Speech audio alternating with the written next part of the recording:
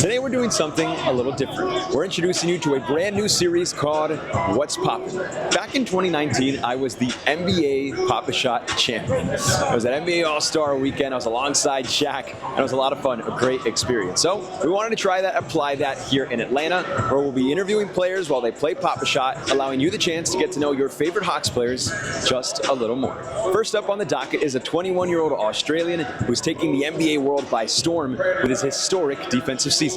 Here's What's Poppin' with Dyson Daniels. What's up to this edition of What's Poppin' with Dyson Daniels. Dyson, we know what you can do out on the court and defensively, but how are you in arcade basketball? We're going to have to find out. It's a little different to normal, so we'll see how we go. So point of the game, we'll see how many points you can get while I ask you rapid-fire questions where the people are going to get to know you a little better. But you're a little distracted trying to get the high score. Sounds good. All right, let's do it.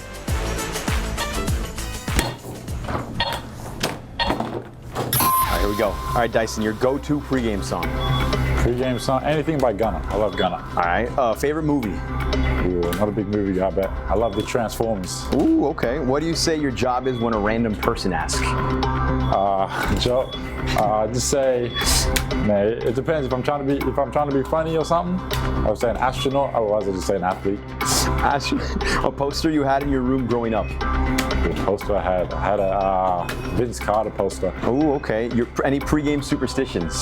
Oh, you got the bonus time. I always put my left shoe on first. Okay. Who on the team would you not let date your sister? Oh, George. Definitely George. What do you miss the most from Australia? Just friends and family. Bit of the culture back there. Drinking beers. Your favorite Australian food? Okay, you're in the last bonus round. You gotta keep going. See how you can get. Favorite Australian food is a good meat pie. Ooh, okay. Favorite, biggest fear? Biggest fear, I hate like spiders and snakes. Your favorite steal, if you have one? Favorite steal. They're all my favorite steals. That's a good answer. All right, 87. Not bad. Not good. bad. The float is away. All right, Dyson.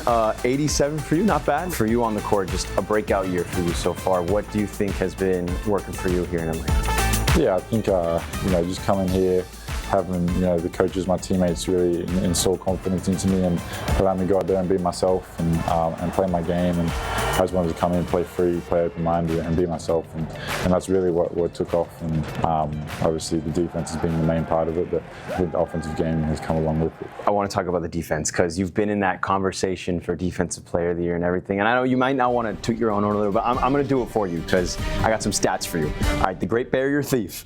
You lead the league in steals and deflections right now. You're averaging 3 steals a game. They're the best average in 32 years. Guards historically haven't won Defensive Player of the Year, right? The last 2 are Marcus Smart and Gary Payton. Smart that year at 119 steals.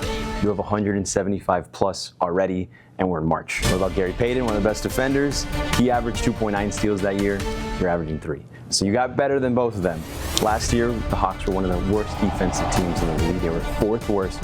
Since you've gotten here, that improvement is 3rd best in the league. The Great Barrier Thief. Hearing that, kind of what influence do you think can impact to be Defensive Player of the Year? The floor is yours. Yeah, I mean, I think it's a big men's award. Like, it's looked at as a big men's award now, and just to have my name mentioned in that conversation is pretty special. And I came into the year with the goal of being in our first team all defense, and now Defensive Player of the Year is right there. That's the goal. So for me, obviously the stats are there, the numbers are there. I think it's just up to the voters. I'm just going out there, being myself. Making plays on defensive end, and I'll let the talking do it for itself. 87, a pretty good score there from Dyson to start us off. We'll have to see what the voters think of his Defensive Player of the Year chances, because boy, is he having quite the defensive season. Here at State Farm Arena, Victor Prieto, Fox 5 Sports.